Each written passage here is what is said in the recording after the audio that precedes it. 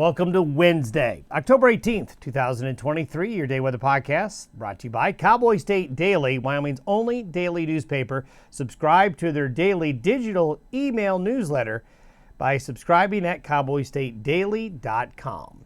Well, we are going to be a little bit cooler, but it's going to be a nice way to end the week. Many areas did see that wind and some high clouds pick up yesterday as this trough and cold front is passing to the north and east. But after a bit of a cooler day today, a little bit of wind early, we are still expecting the weather for the next 3 days and probably through the weekend to really be quite good, actually. So we're back to fair weather tomorrow through Sunday, and most areas today will be fair. Precipitation chances slim to none. So again, another good opportunity to take advantage of good weather for those fall chores to take care of, whether it's getting those sprinklers put to bed, getting that lawn mowed that one last time. Pattern change is coming next week. We have two systems next week.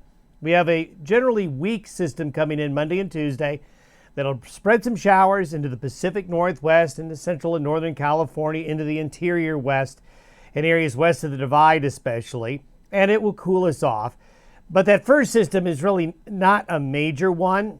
It's a bit of a nuisance, but it will produce a little bit of weather. It's the second one behind it that arrives mid to late next week that'll have much colder air with it, much more energy. And that means rain and snow chances mid to late next week go up, and it will be much colder. The access to cold air with the second system is certainly there. However, I have to tell you that we have significant model differences. Confidence in the details are really low. So it's far too early to come to any conclusions about mid to late next week other than to tell you it's going to get colder, some rain and snow is coming, but the intensity of the cold, the intensity of the rain and snow, we just don't have yet. The models are kind of all over the board, and until we see some better agreement, we can't give you any details. So we'll just tell you to stay tuned.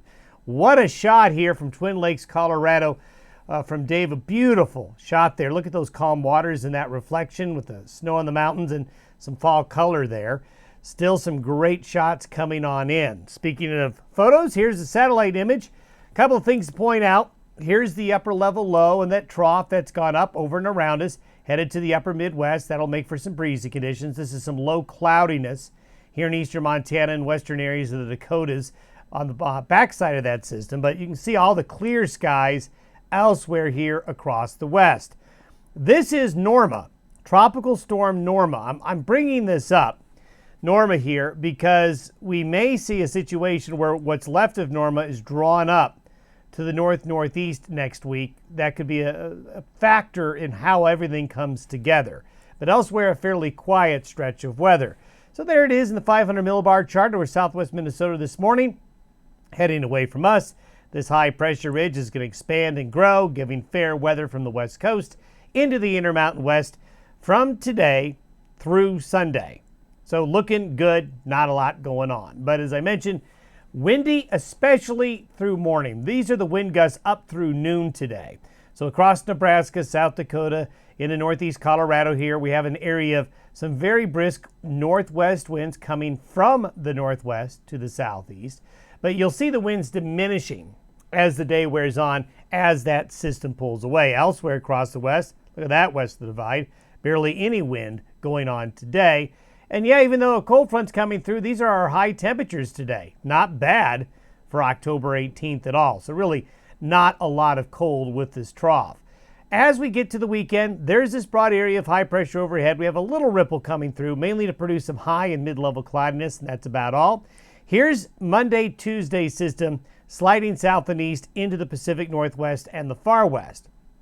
It's really messy up here, and this is why confidence is low in the modeling. We've got this cutoff upper level low that's going to actually just drift out into the Gulf of Alaska.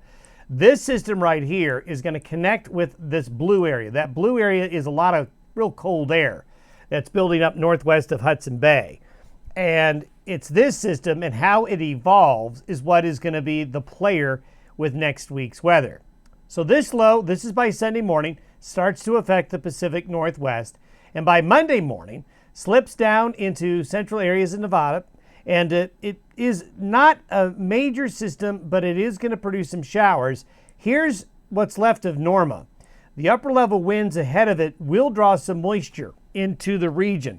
So with this system Monday and Tuesday, we could see some areas of rain showers and thunderstorms get developed out ahead of this trough of low pressure here. What's left of Norma may get drawn in and increase the moisture out here, something to watch. Still really messy up here by Monday morning. However, by Wednesday morning, we have a bigger push of cold air. Low tries to get better organized here, and we still have this upper level low that's drifted all the way down into northwest Mexico. Now, I'm very, very low in confidence on the placement of both of these features. And this is where the models really depart. And there's a lot that could happen. This low could actually just stay up along the U.S.-Canadian border and send some colder air in, but not a lot of rain and snow. Or it could merge up with this guy here and become a low more down south. And we know if you get a little more down south, it's going to be more impactful for the region. But both scenarios are on the table, and we don't have a definitive way to really separate things out until we get a little bit closer. But as I told you, the trend is your friend. I tell you that all the time. And the trend is certainly colder, no matter what model you look at. These are the temperature anomalies by next Friday. This could be the biggest release of coldest air of the season, coming mid to late next week and towards next weekend. So obviously with that type of cold and low pressure systems coming through, we'll need to keep an eye on things. So stay tuned. In the meantime, enjoy what's going to be some really nice weather through Sunday. See you tomorrow.